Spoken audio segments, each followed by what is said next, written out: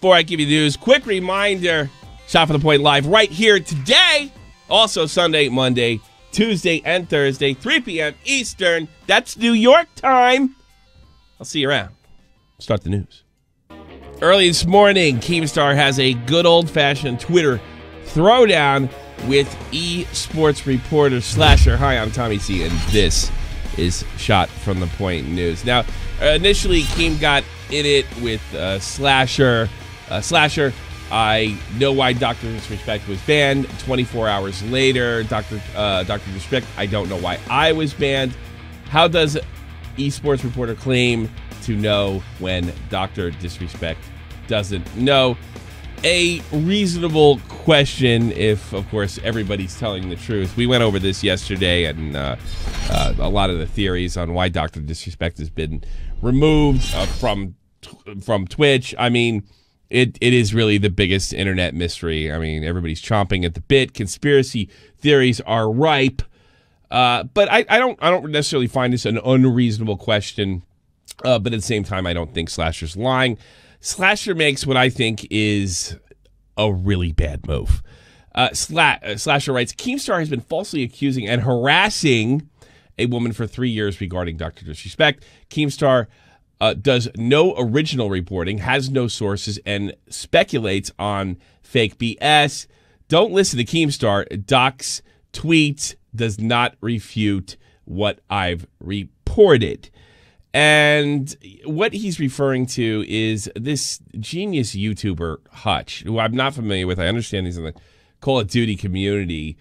Apparently, this person, Cray Music right here, she was initially the other woman in the previous marital infidelity that Doc had. She has always been rumored to be the other woman. It's never really totally been confirmed, but it is kind of an open secret. So this guy, this Hutch, puts out, a few years ago, Keem heavily implied without evidence that a friend of mine was Doc's side chick in a Drama Alert video. She dealt with toxic abuse for literal years after, as a result. And here he is today roping her back in, and more of that abuse will follow. It's disgusting. Now, the thing that's so painfully stupid about this, if you wanted to keep this on the DL, why would you? I mean, clearly she's probably going to be blamed again. Keem was not the only person saying it was her or suggesting it was her. And then, you know, simply by asking her for a DM, he is kind of doing his job.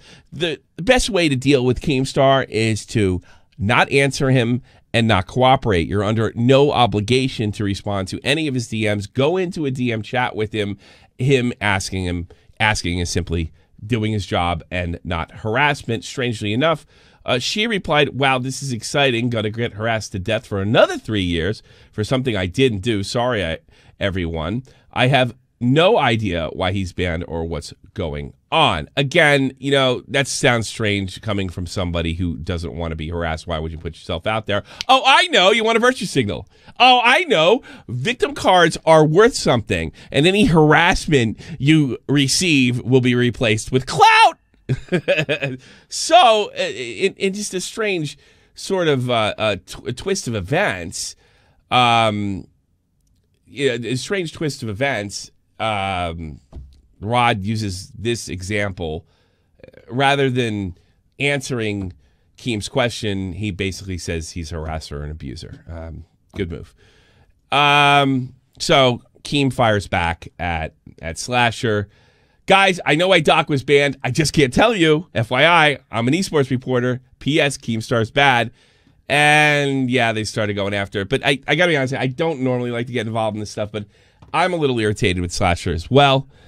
I think that it was very, very stupid to say you know, but you can't tell, because it's so scary serious. Especially if it comes out and it's just some accusation that it's a he said, she said. In this environment right now, you might think it might be big, but people are starting to get sick of the allegations without some kind of backing or police involvement. Maybe it has that, maybe it doesn't. Slasher made a huge mistake, a colossal mistake, by putting that out there that he knew. And then, yeah, I took a little shot at Slasher. Now, again, I said this in my last video. I respect Slasher. I just his worldview is just wacky to me. I've never seen him knowingly and willingly put out false statements or bad information. It was not a very, very smart idea to do what he did. So I normally don't do this. I don't report on Twitter exchanges that I have, but this is the biggest story. And I think I actually got to the bottom of something by doing it. So I'm not going to do this all the time, but I think in this case, I can at least personally justify it. I don't claim to be any kind of journalist. You guys know that. I just do what I do to get the information to you, and that's it. I have my own ethics. I'm not going to say I have journalistic ethics because they're interchangeable, so I'm going to keep my own code. What have you reported? I responded to Slasher. You said you can't tell. And what I'm really kind of concentrating on is that this tweet does not refute what I have reported. I read that to you before. And to me, I'm thinking about it at the time, you haven't reported anything that's been refuted. The issue is you said you know, and you said you can't tell, and that's kind of opened up a big can of worms and really fueled the speculation. And a lot of folks, wow, you shouldn't speculate, you shouldn't do this, you shouldn't do that. Well, you shouldn't go out and say, I know, but I can't tell you, and be a big esports reporter. That was definitely a mistake. So he responded to me, I'm the only person that exclusively reported that Doc was permabanned and that it's not a DMCA. Should be pretty clear from that alone. Again, no, that's not refuted. I wrote it back. Yes, we know. Nobody is refuting that. You opened up a can of worms and mass speculation by I said I know, but I can't say. That's not a great move, and that's why you're getting heat. And that's what I wrote him. I was shocked by his next response. That's fair. I shouldn't have said anything to begin with. But the reasoning is legal. Tee-hee, no, I don't. Now, not tee-hee, I know you don't, which I'm sure is true. So I deal with so many people like double and triple and quadruple down. I just wrote back, yeah, fair enough. I mean, this is the kind of crap that me and Keem pull. You're supposed to be better than us. And he liked the tweet. So, I'm not if you admit you're wrong, okay, fine. But he did really the speculation, at least in my opinion, and I think it's going to resonate with a lot of people that are watching this. It really starts with Slasher knows, but he can't say. And yeah, and he it's like like a giant comet's going to hit Earth. If it's just an allegation, and I know some of you accused me of politicizing this yesterday, all right? If it's just a random Me Too allegation at this stage, because he said, I know it's huge and you don't, not for the sake of doing it, because he probably has to protect a friend. I get that. People are going to be disappointed, and they're going to be a little angry. And my thing yesterday was not to politicize the Slasher. I have basically tried to climb in his head. Slasher sees the world through, in my opinion, a very far left point of view, and he might see your average sexual allegation, a sexual harassment allegation, as earth-shattering, and nobody else will. But now, because there's so much mystery, I mean, he should be a drug lord, or a hitman at this stage. And I think at some level, Slasher understands that. Keem took the opportunity to rub it in. Apparently, reporters can't report legal things. There was some mention of Sullivan v. New York Times that does protect reporters. But it might be the type of thing where, Slasher, I'm going to tell you this, but you cannot repeat it, okay? You can't say anything because it would mess me up. So, yeah, he's protected legally. But, you have to keep your sources.